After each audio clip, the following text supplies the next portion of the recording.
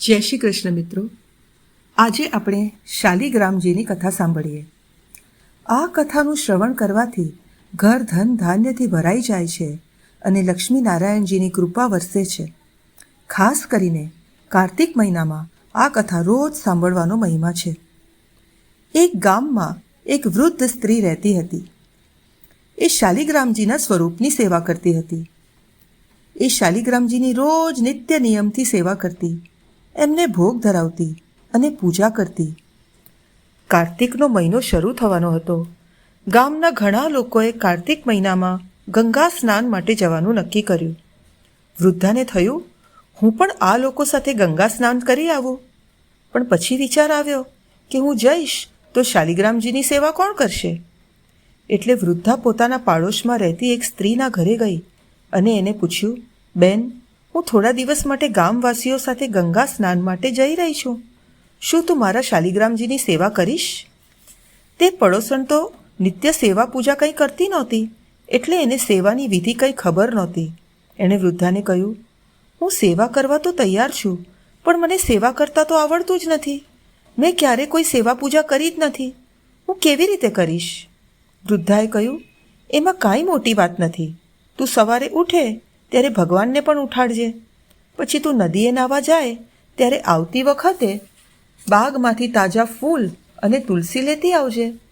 પછી ભગવાનને શુદ્ધ જળથી સ્નાન કરાવજે, કાચા દૂધથી સ્નાન કરાવજે અને પછી પાછું જળથી સ્નાન કરાવી દેજે.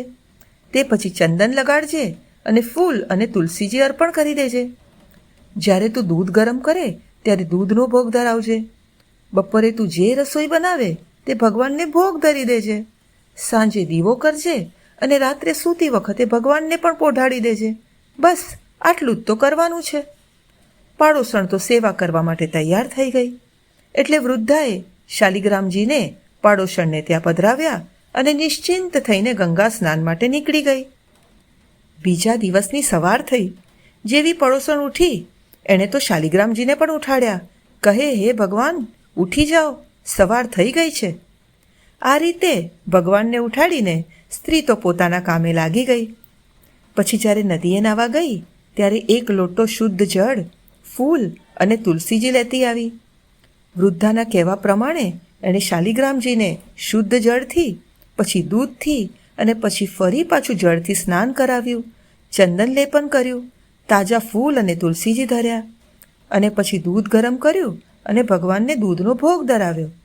ભોગ ધરાવીને ભગવાનને કહેવા લાગી, શાલિગ્રામજી, દૂધ ધરાવ્યું છે, પી લેજો. એમ કહીને રસોઈ કરવા માટે ચાલી ગઈ.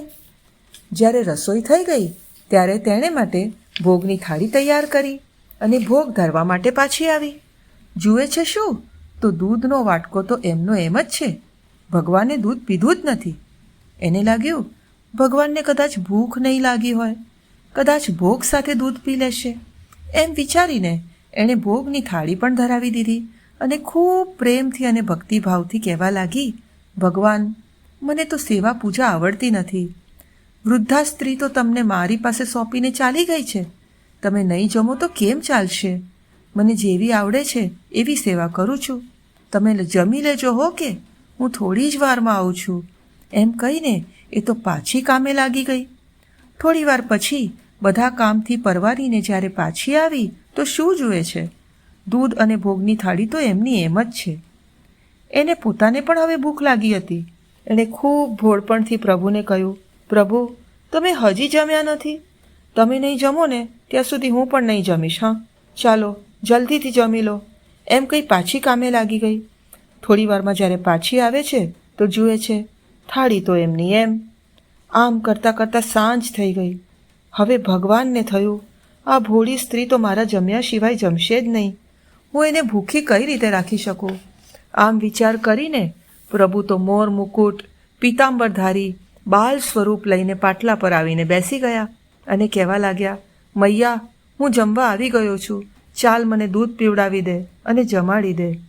સ્ત્રીએ તો પ્રભુના બાલ સ્વરૂપને દૂધ પીવડાવ્યું અને ભોજન કરાવ્યું. પછી પોતે પણ જમી લીધું. હવે આ તો નિત્યક્રમ બની ગયો.